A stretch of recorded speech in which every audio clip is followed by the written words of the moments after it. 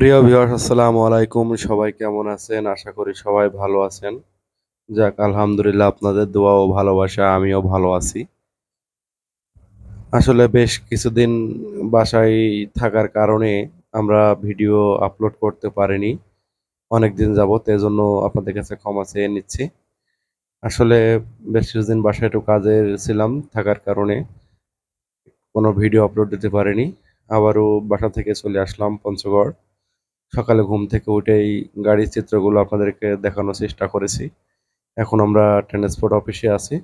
এখান থেকে আমরা ট্রিপ সম্বন্ধে কথাবার্তা বলছি যে কোথায় কেমন ট্রিপ আছে সেগুলো দেখব। দেখার পরে যেটা ভালো লাগে আমরা সেই ট্রিপটা গ্রহণ করব। করার পরে গাড়ি লোডে পাঠিয়ে দেব এবং সম্পূর্ণ ভিডিওতে আমি থাকছি আপনাদের সাগর ট্রাভেলের সাগর ভাই। আমরা একেবারে টিপ ধরা থেকে শুরু করে সম্পূর্ণ গাড়ি খালি করা পর্যন্ত সম্পূর্ণ ভিডিও থাকছে আজকে আমাদের এই ভিডিওতে। আসলে দেখতে পাচ্ছেন যিনি আছেন উনি হচ্ছে আমাদের ট্রান্সপোর্ট মালিক। উনি এখানে টিপ দেয় আমাদেরকে। যাক, কিছুক্ষণ কথাবার্তা বলার পরে আমাদের দুপুরের আগে টিপ হয়েছিল না। আমরা টিপ হয়েছিল একটু লেটে, এই কারণে আমরা গাড়ি লোডে পাঠায় দেওয়ার ভিডিওটি আপনাদেরকে দেখাতে পারিনি। আমরা গাড়ির টিপ ধরেছিলাম আজকে পঞ্চগড় থেকে ঢাকা বসুন্ধরাতে। আজকের আমাদের যে গাড়িটি যাচ্ছে দেখতে পাচ্ছেন আমার আগে, এটা হচ্ছে আমার কোম্পানির গাড়ি। আমাদের সফর সঙ্গী হিসেবে আমরা দুই গাড়ি একসাথে আছি, একসাথে যাচ্ছি। আর আপনারা যারা ভিডিওটি দেখছেন, কে কোথা থেকে দেখছেন এবং কে কোন জেলা থেকে দেখছেন, আমার ভিডিওটি অনেক সময় দেশের বাইরে থেকে লোক বেশিরভাগ মানুষ দেখে। কে কোথা থেকে দেখছেন অবশ্যই ভিডিওর মাধ্যমে, সরি, কমেন্টের মাধ্যমে অবশ্যই জানাবেন। আমরা এখন আছি বর্তমান রংপুর পার হয়ে বগুড়া রোডে। রাস্তায় হালকা হালকা বৃষ্টি হয়ে গেছে, এর আগে রাস্তা স্লিপিং আছে। এজন্য যারা নতুন তাদেরকে অবশ্যই অনুরোধ করব যে স্লিপিং রোডে কেউ নিয়ন্ত্রণবিহীন গাড়ি চালাবেন না। কারণ দেখা যাচ্ছে হঠাৎই ব্রেক করতে হলে তখন গাড়ি স্লিপ মেরে, যেহেতু দুই সাইডে আইল্যান্ড অথবা সামনে পিছে গাড়ি থাকতে পারে, হয়তো যে কোনো একটা দুর্ঘটনা ঘটতে পারে। এজন্য আপনাদেরকে অনুরোধ করব যে স্লিপিং রোডে কেউ নিয়ন্ত্রণবিহীন গাড়ি চালাবেন না, সবাই নিয়ন্ত্রণের ভিতরেই গাড়ি চালাবেন, তাদের কাছে অনুরোধ করব। আর ঝিমঝিম দু এক ফোঁটা করে বৃষ্টি পড়ছে। আমরা ইতিমধ্যেই পৌঁছে গেলাম।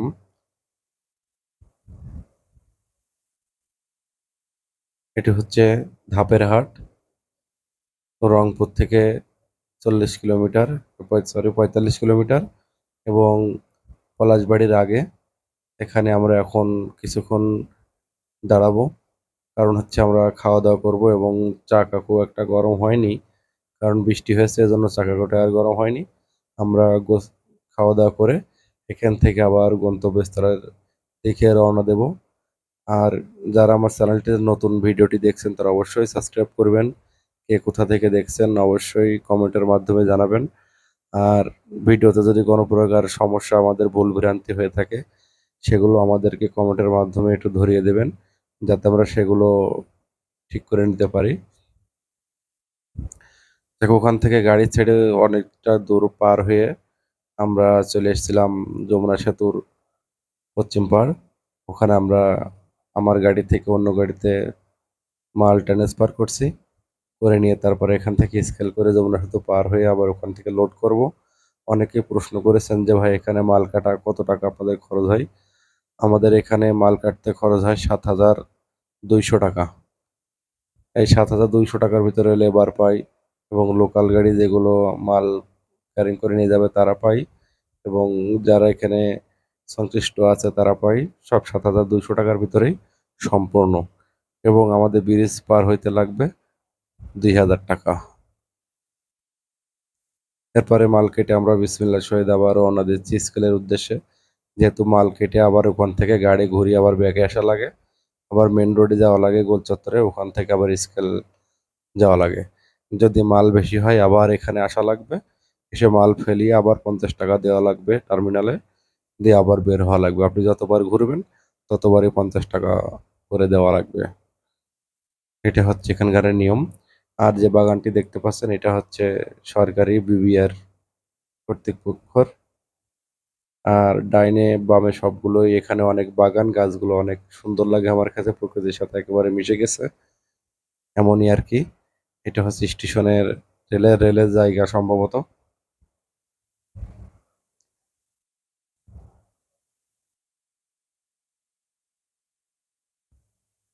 এরপরে আমরা যেখানে গাড়ি লোড করব সেখানে পৌঁছে গেছি। এটা হচ্ছে আমার কোম্পানির গাড়ি। আমাদের যিনি দেখাশোনা করেন, যে বা আমাদের কোম্পানির গাড়ি যিনি চালান, তিনি এই ট্রিপে আসেন নাই, তিনি বাসাতে আছেন, ছুটিতে আছে। তিনি হয়তো 2 থেকে 3 ট্রিপ চলার পরে তখন হয়তো উনি আমাদের মাঝে আবার ফিরে আসবেন।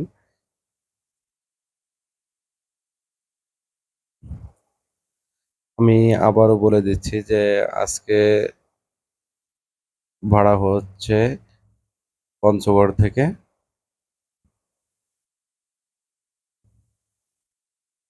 ঢাকা বসুন্ধরা। আজ আমরা যেখানে গাড়ি লোড করলাম ওখানে গাড়ি লোড করার পরে গাড়ি বান্দা চাঁদা লেবারদের আরো 100 টাকা বকশিশ দেওয়া লাগে। মোট খরচ হয় 7,300 টাকা। আমরা এর ভিতরে ওখান থেকে গাড়ি লোড করে চলে আসছিলাম মির্জাপুর, সোহাগপুর।